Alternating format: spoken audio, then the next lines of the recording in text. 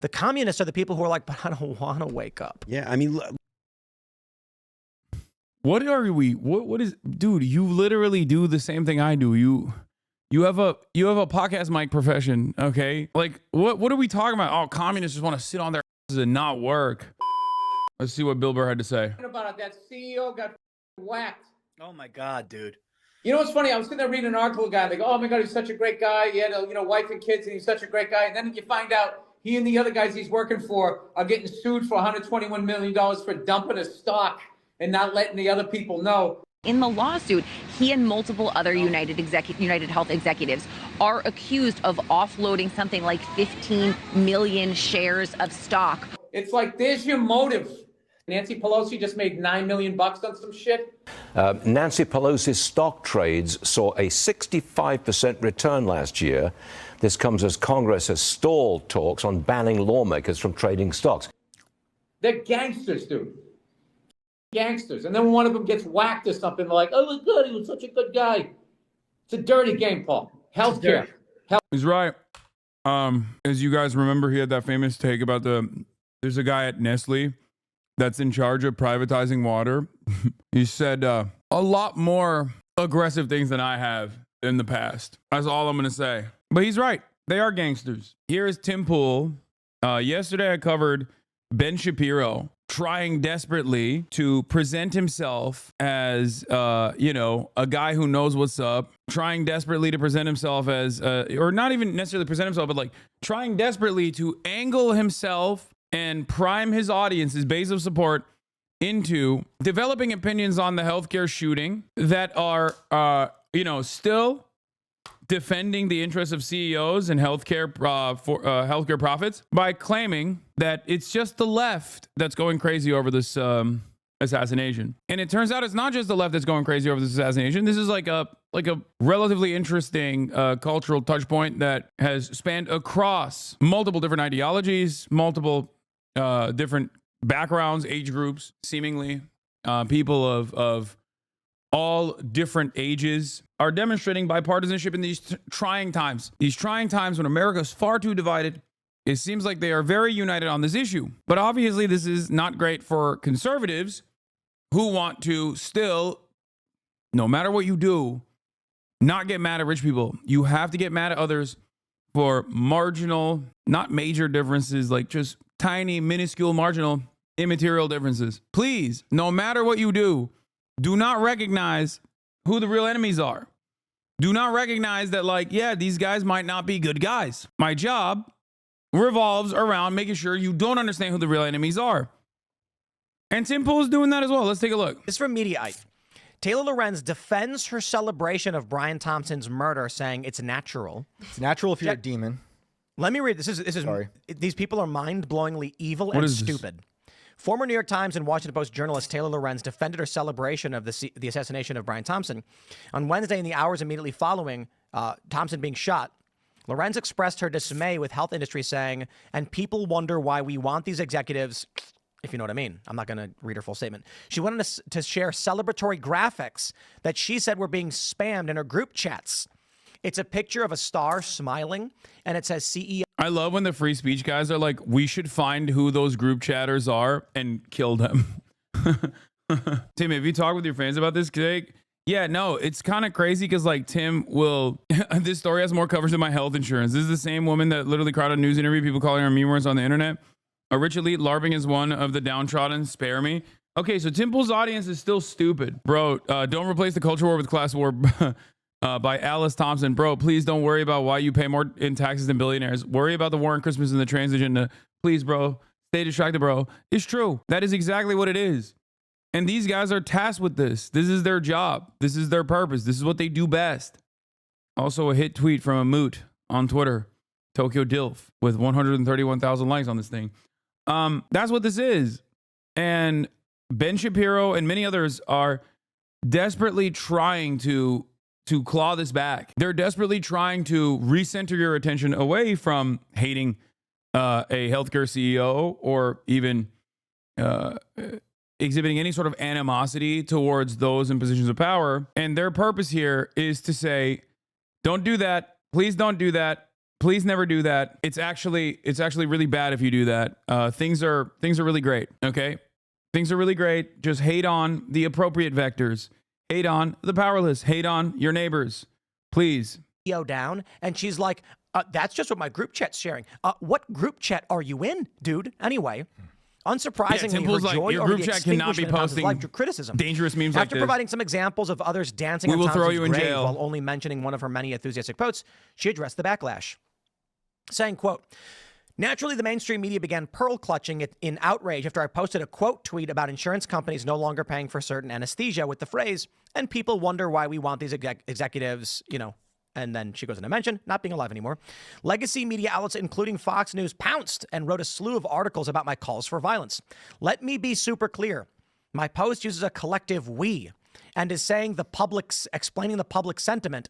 It is not me personally saying I want these executives dead. And I'm not going to read her quote. I'm explaining that thousands of Americans, myself included, are fed up with our barbaric healthcare system and the people at the top who rake in millions while inflicting pain, suffering, and the death on millions of innocent people. So basically, she said, oh, I can't believe that. Oh, yeah. The image he's talking about is so funny because it's this. Did you guys see the Daily Mail coverage on this? It was really funny where they like slow zoom onto the balloon. Please tell me you saw that Daily Mail coverage. Someone has that TikTok, right? It lives in my mind. It's so funny with the sad music. Please, we have to show it. You are not ready for the...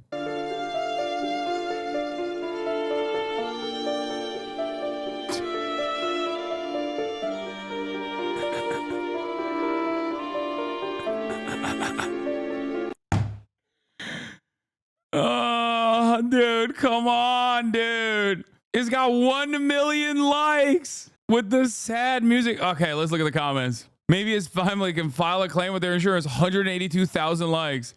I like how every news station that reports about it is trying to paint it as sad and no one's playing along. 172,000 likes. People are fed up with the cost of something we are required to have. 46,000 likes. I didn't realize this was Daily News trying to make this sad. The music made this so much funnier. Damn, gone too late. He's looking up at us. Bro, this ain't satire. They tried to truly make this like a sad affair. And it ended up being hilarious, especially the slow zoom after it. We're going to run it again. We got to run it again.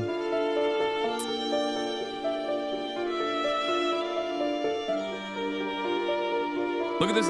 Look at the zoom. The pause in the zoom. It's Kino. It's perfect.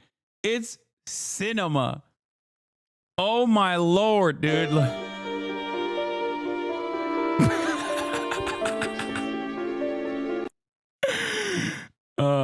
Anyway, let's get back to Tim, who openly has talked about defending Daniel Penny, who killed a homeless man on a subway station. He choked him to death. Openly has on George Floyd, who was assassinated in broad daylight by Derek Chauvin, as multiple other officers looked on as he got choked and killed. Tim Pool has celebrated that Santa Claus looking in Latin America that shot the climate change protesters for blocking traffic. So remember, these guys, it's not like they hate political violence. They love political violence. These are the very same people that defend Kyle Rittenhouse. They love political violence as long as it is directed at appropriate targets.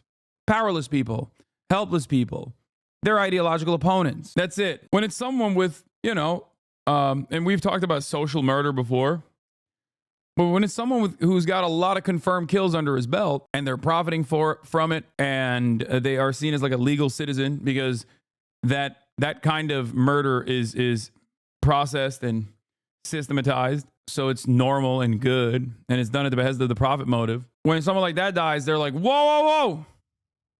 You can't do that. They're mad at me. I wasn't saying I wanted it to happen. I'm saying I, as well as other people, want it to She happen. was speaking for all of us. Yeah, it's Not for me. Thanks, Taylor. Definitely not for me.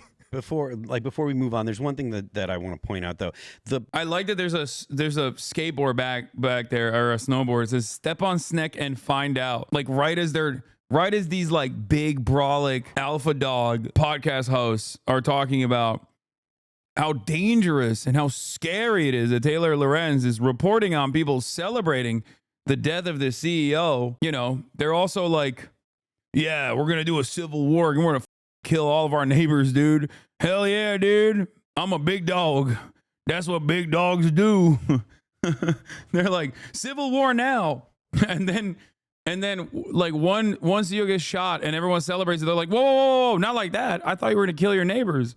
Not like actual people in power, dude. What are you, crazy? The problems that people face with our healthcare system go way beyond insurance. There's no reason for you to need to have insurance just to go see. Damn, this saying you got to kill more people. That's up. I don't agree with that. Okay. I don't agree with that statement, sir. I do not agree. That's crazy. He said there are way more targets. I don't agree, sir. Please reconsider your position. Wow. You're a regular doctor for a checkup. Most of the time, most people should be able to afford that. Like, it's not necessary. It's not necessary for things to cost as much as they do. And if it wasn't for the fact that insurance and healthcare is tied to employment, you need insurance for literally anything that you do. Yeah, he said, don't stop at the CEO. There's no reason to stop at the CEO. He said, chill. If all these barriers to entry didn't exist, healthcare in the U.S. would be significantly cheaper. So it's easy to point at the big company and say it's their fault, but it's not exclusively the big companies. The big government is in and of itself is directly responsible for a lot of the policies that doctors have to follow that make it necessary to have the big companies and stuff involved in everyday healthcare. One of the problems I take with the far left, it's the big government getting in the way of these health insurance companies, even though the health insurance companies are the ones who are writing the legislation. Yeah, that's what we got to do. More deregulation, actually. If they were truly private, it would be even better. They could have a 7% profit margin. That would be, $40 billion instead of a meager $33 billion. Like UnitedHealthcare brought in $33 billion in pure profit this past year. $33 billion. left is that they implement the government regulations that create the insurance companies' mechanisms. Absolutely. Yeah, no, it's like, you're so right, dude. The left is always saying like, let's do more insurance. It's a famous leftist position. More private insurance, please. The insurance companies, of course, have revolving door lobbyists who want to get jobs in the government and then get jobs to these companies. But they're also leftists. Those are the socialists. Classic case of the socialist lobbyists at big pharma and insurance companies and the socialist CEOs. Except if they were actually socialists, you would be excited at their murder. Okay, you would literally be like, "Oh, this is so sick. Let's kill more socialists, please." So I don't know what he's talking about. The angry left saying more government regulations, creating the system that they then complain about and then use to justify death. To that point, back in the 90s, IBM had 0 lobbyists, and they were proud of that. They talked about it all the time. We don't have anyone in D.C. because they did have the opinion that we don't need to go to the government until the government came after them and said, we're going to sue you as a monopoly. Right. And then they're like, wait, so lobbying is bad? And the government forced the IBM's hand to do the bad thing, but somehow IBM is not bad. Also, they don't deserve to be busted as a trust. What the fuck is this guy saying? I don't even believe that the IBM did not have a single lobbyist until the 90s. I don't know what they're talking about. What is this? What ideological framework are these guys operating on? Just like big government equals socialism. Everything that the neoliberal capitalist Western liberal democracy does is actually at the behest of socialism secretly. Like, well, what are we going to do if we're a successful business? We're just doing business. We make computers. It's not like people don't have the option to go somewhere else, because IBM in the 90s isn't IBM today. Bill Gates was rich, but he wasn't as powerful and rich as he is today. And so they're the only option they have. Bill Gates? Wait, what? What is he talking?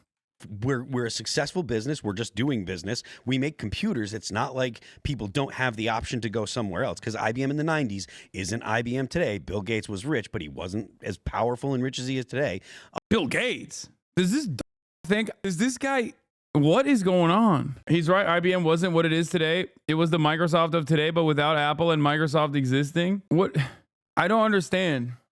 Bill Gates did help with IBM, but he didn't found it. Gates licensed software to IBM. Yeah, but Bill Gates is Microsoft. And so the only option they had was to get lobbyists, to hire lobbyists, so that way the government wouldn't come after them. So I was looking at old videos from a few years ago about United Health and their issues, and people were referring to them as like an alternate government because of how big they become. I think that's really interesting. They have more money than JP Morgan. Like it's a huge thing. That's true, but at the same time, I heard today that their margin is something like 2%. So granted, the dude made, Which is why It's 6, and that number, that 6% number, first of all, it shouldn't exist. Okay, it shouldn't exist. And also, their profit margin is 6%. That happens to be $33 billion. Okay, that's $33 billion. So you could be like, oh, it's just like 2%. Their profit margin is like really slim. Okay, first of all, one, there are a lot of expenses that they bake into that are unnecessary regardless. And two, it's still $33 billion. And not only that, but also it shouldn't exist to begin with. It should not exist. It is a mediator that does not need to exist at all. They provide nothing. Their only service, executive pay is factored into this as well, for the record. But they're a middleman that does not have to exist at all. And it actually ends up driving up costs and offering worse care overall. they have AI cutting people Yeah. so they can make money. you know, the guy that I guess that got killed made like $10 million a year, and it's an exorbitant amount of money. Yeah. But because of the margin they work on, again, 2%, like that's spending a lot of money to make the Be money that they big. do. And for CEOs of a company Bro, these guys are so cucked. Oh my God. 6% is great for a company that makes nothing, money from thin air. Yes. The numbers that they're working with are massive. It's like hundreds of billions of dollars, man. What are you talking about? You're talking about a company that's overall generating like $500 billion. What do you mean? 6% profit after executive compensation and numerous other things that they endlessly spend money on is so this is so much money. They're trying to Trojan horse the info. Their audience is clearly hostile now, and they're trying to shift the narrative. I know that's what they've been trying to do for the past couple of days, and I think it's been unsuccessful. Yeah, it's the 4th largest company revenue in the United States of America, the wealthiest nation on earth. that big with that much of Yeah, by the way, ironic because that's profit after executive compensation, mergers and acquisitions, mass layoffs as well, in order to keep up in order to remain profitable, I guess. But then besides that, there's also a ton of money baked into that. For example, for not only lawsuits, but also corporate lobbyists, which this guy seemingly doesn't like. But I guess the government forced their hand to be corporate lobbyists. Stock buybacks, that too. And even then, 6% profit margin, crazy. revenue, that's actually not $10 million is not that exorbitant, actually. Yeah. I mean, if you compare it to other companies of similar size. I mean, you're never going to tell a leftist that's Yeah, okay, dog. $10 million is not exorbitant in comparison to other healthcare CEOs. Yes, because this guy is only one part of the UnitedHealthcare group. Okay, yes, there are larger players here. But the notion that it's not that much is so crazy, dude. Holy broke. You're never going to Right. tell them that, and they're going to say, Well, they okay, blame yeah, you're everybody right. else for their problems, Exactly. and this is completely unsurprising. I mean, Taylor Lorenz and her ilk are the same kind of people who basically wish death on people who didn't get vaccinated during COVID, and said that it's their fault that she's getting sick and she has to raw dog the air to this day. Embarrassing. It is embarrassing. You know, and it's funny that she's kind of getting the brunt of this story, but she is one of the most prominent individuals who has directly engaged in what I would call veiled terrorism. Yeah. I say veiled because she didn't literally say Taylor Lorenz reporting on people's understandable resentment towards healthcare industry practices and also CEOs is veiled terrorism. Tim Pool gets paid by the Russian government to say Ukraine is the greatest enemy on earth. Tim Pool has openly fantasized about killing his political opposition over and over again, and has had people on his own broadcast so aggressively talked about killing political opposition. Tim Pool himself talked famously about killing people for treason, you know, until Sam Cedar had a conversation with him about how what constitutes for his pay for play scheme with Tenet Media was also akin to treason.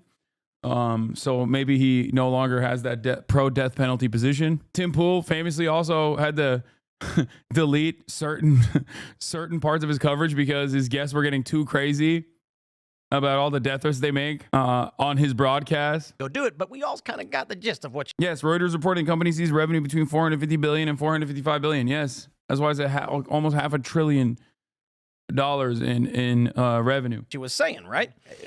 I mean, you're dealing with like if you're dealing with people that are, you know, on the edge of society, maybe they have borderline mental illness or something like that, and you're like, saying these things, like they're gonna pick up what you're. Oh yeah, this is the one I was thinking of here. Fair that I don't take the heat for what you said, Jesse, and I'm not trying to be a dick, but I'm getting people attacking my character now for having had to take the show down because you made 2 allusions to killing people. So I'm not trying to be a dick right now, but like I've got 500 messages of like, what the fuck are you doing? Why are you taking the show down? Are you with us? You're trying to make money. So I thought YouTube took the show down. No, I had to take the show down. Okay. I had to take the show down because you made 2 allusions within like the span of a couple minutes to murdering people. Okay. After I explicitly. Okay, he's braver than you, Tim. At least he doesn't have to hide his shame with a beanie, okay? He's like, I'm balding, okay? I don't care. Just like you two make the death threats yourself. stated in the pre-show, do not make allusions to violence. Why do you have to be like, hey man, please? It's like me when Felix is showing up. I'm like, Felix, please don't say something that people are gonna clip out of context and say I'm anti-Semitic for having you on. Oh. Then went on to explain. I pre-warned him. I'm like, sometimes you get too spicy with your jokes, Felix. Having people come here and saying they want people killed or people should kill people or they can be killed or things like that. 18 minutes into the show, you had made 2 allusions to, one was the helicopter thrown over the Pacific Ocean. That's kind of like a fuck. We're gonna get hit for that probably, but you know, we'll see what happens. But then you said you can go kill the human smugglers for all I care, and it's just like that's it. Like it's not a YouTube thing. It's Rumble would take us down for this. I've had the conversations with Rumble about it, and so it's a question of for the people who are right now who are slamming me, claiming that it's a big news day, and I intentionally took the show down. When is Felix coming back? Felix escaped Los Angeles. He was too tired of being called Armenian every day because he's secretly Turkish. So he left the Armenian Oblast of Glendale and went back to New York to get tricked out in the Equinox saunas. He went back to his origin. So now I can no longer have him on as a weekly reoccurring guest. I imagine being so fascist that Rumble, the Nazi platform, needs to take you down. Yeah. For fake reasons to make money. No matter what platform we're on, that show would be removed and we would face legal liability. And so the question is, can we have a show if we persist? That show would be deleted and that would be the end of it. Okay. So all I can do is say, okay, well, that's it. You know, like I tried. The transition back to living in New York from LA is insane. I think New York has a lot of benefits, especially if you don't mind the cold. Like New York is kind of sick. Putting down. And that's who their base is. Their base, if you look at studies of white liberals, it's something like 2/3 of them have been diagnosed with a mental illness compared. What? What study, dude? What? Maybe there is one. I don't know. If you look at white liberals, they're all mentally ill. Not us. We're very sane and very normal, okay? That's white liberals. Compared to white conservatives, it's something like 20 to 25%. So they literally are speaking to a collective group of mentally ill people who would be more predisposed to engaging in this kind of behavior. Yep. They're hopped up on SSRIs, all types of good stuff. So yeah, one of the things that really irks me about a lot of these people, well, the left in general, the organizers, the activists, the people I've met, they are not stupid people. No. They know how finance works. They know how much money it takes to run a business. They're intelligent. They're nihilistic. During Occupy Wall Street, they explained it outright to me. They understand everything that's going on. They just don't think anything matters. So why should they care about you or your life? This is like the Hillary Clinton mentality. I'm smart, you're dumb. I should just make you do things for me. And so it results in really stupid people not knowing how money works. And they say things like, the CEO of this major, this Fortune 500 company got paid $12 million last year, and the workers are only getting 15 bucks an hour. And then I'm like, all right, let's stop. How many employees does that company have? And they'll be like, I don't know, 40,000. All right, let's divide 12 million by 40,000. How much money do you want to give to the employees? Now, I'm not saying it's good if CEOs are. That's how it works, man. Thank you, Tim. It's the liberals on the left that are stupid and don't understand how to run a business. Unlike me, if the company has any sort of financial problems, just get $1 million a week from, I don't know, a foreign adversary currently invading another country to cut out some of the silliest propaganda of all time. I don't understand. It's super simple. Yeah, seek Russian investment. Yep, that's exactly what I learned from my 4-year accounting degree. He's 100% right. Yeah. Ripping off the company and like doing bad things, selling stocks before investigations or whatever may be happening. But it's like, you're not talking about solutions. You're just saying, I'm mad. And then when we say, here's a solution, you burn the solution and say, I don't want a solution. I want to be mad.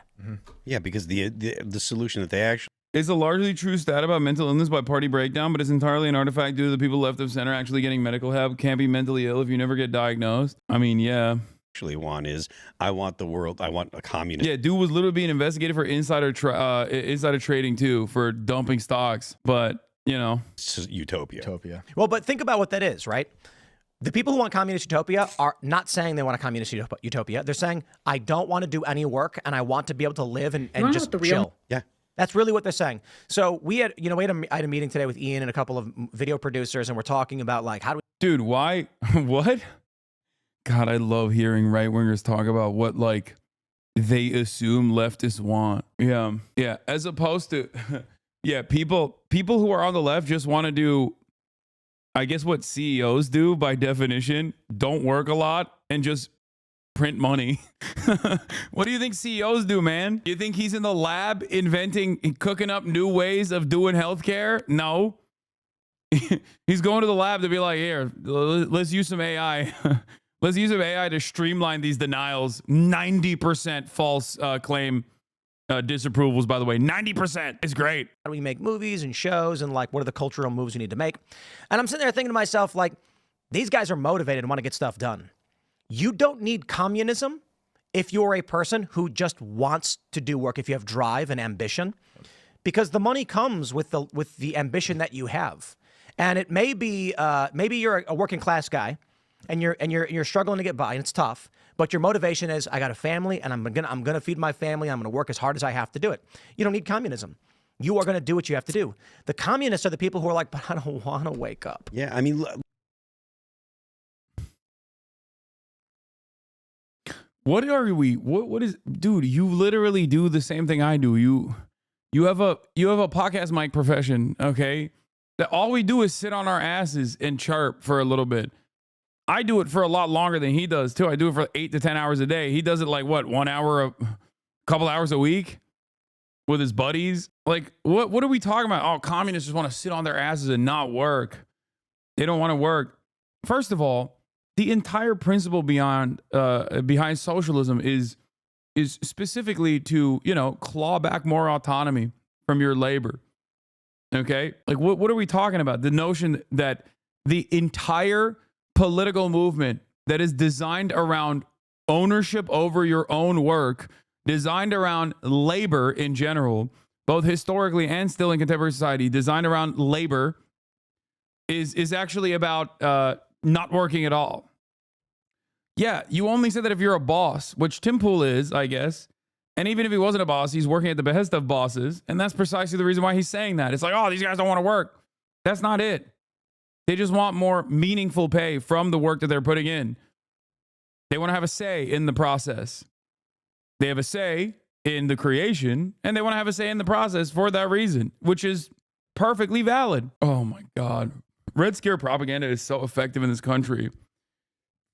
It's so goddamn effective that you have a century worth of material, art, propaganda, agitated propaganda that exclusively centers itself around work. You have so much so much academic research and literature dedicated specifically to improving the relations that workers have with the means of production. And all of that is nothing in the mind of dumbass Americans who are just like, yeah, socialism was when you don't want to work no more. That's it. That's it. Communism is when the government makes you work hard, and that's bad. But also simultaneously, communists don't want to work at all, but then the government comes in and makes you work by force, as opposed to capitalism where that doesn't happen. Yeah, the symbol is literally tools, but it doesn't matter. Like, not for nothing, but like I was doing exactly what I do here on Twitter for like 12 years, 13 years before I came and joined. What do you do, my man? What do these, the elevated self-importance of these idiots is also always fascinating to watch. Bro, you don't do shit. I mean, at least I recognize I don't do shit, right? These guys, on the other hand, they literally are just like, this is what I've been doing for 12 years. I've been posting on Twitter for 12 years. It's like, oh, sick, man. Such useful labor. Join the crew here, doing exactly the same thing. And even if I wasn't here, you know, every night of the week, I would still be doing this on Twitter because that's what I did before. You know, it's just this is recreation to me. And their idea of getting paid not to work would actually make their mental health issues worse. I mean, I think there's inherent value in work and toil and in being productive. And the idea that you would sit around all day doing literally nothing, like the idea that that would give more purpose to your life or make you better off is so backwards. That's why isolation was so destructive during lockdowns. Exactly. Oh, yeah. But this is the crazy thing, that for whatever reason, the liberal worldview is work equals bad. Right. And I'm like, work is life. He's like, work sets you free. Everybody knows that. Even in the traditional German. Work equals life. It's the best. Which is why this thing that comprises most of your adult life should be awful, grueling. You shouldn't see any of the benefits of the work that you put in. The CEO, on the other hand, he should receive all the benefits. And more importantly than the CEO, you know who should receive all the benefits? People that simply had more money than you did at a time so they could have ownership over your work. The shareholders.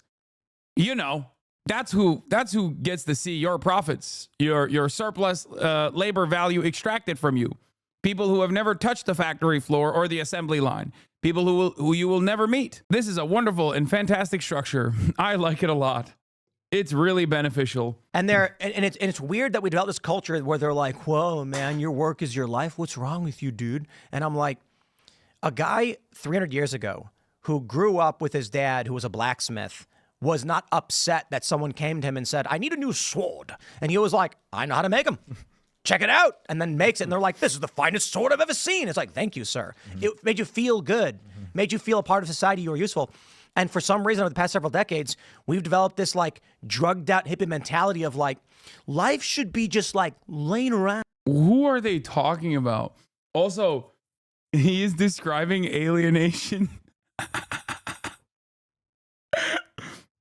300 years ago, when someone was a tool maker, they directly touched the tool. And the tool maker had ownership over its own tools to make other tools.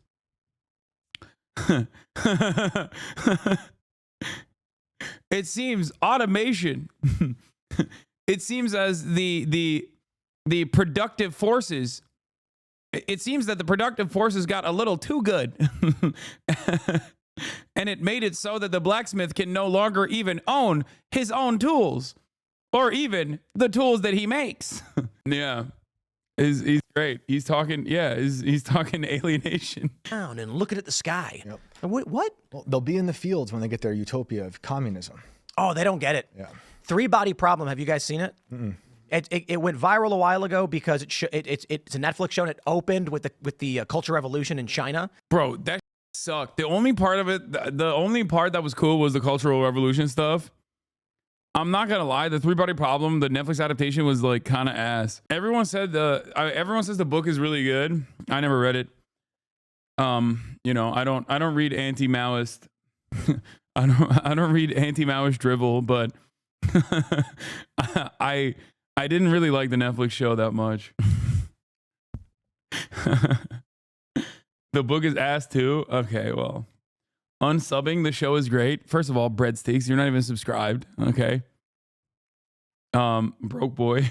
Secondly, I just didn't like it. I don't know. I thought that it was. I feel like it's a work that's like really hard to properly translate to this medium, especially with the language barrier as well. I don't know if that makes sense. And it's epic. And because it's so old, I'm going to spoil a bit of it. But you've got this Red Guard woman beating a guy, a professor, for refusing to give him the answers they want on stage. He's got a dunce cap on. Later on, this woman has her hand has been amputated and she's breaking rocks in a field. These lefty communists don't realize. Let me ask you. You don't want to work. Wait, what? Where are you going?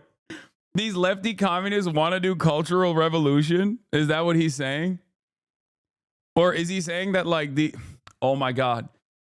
Remember earlier when I memed that these guys love saying like lefty communists don't want to work, but then in real existing communism, they get forced into the salt mines. He's literally doing that.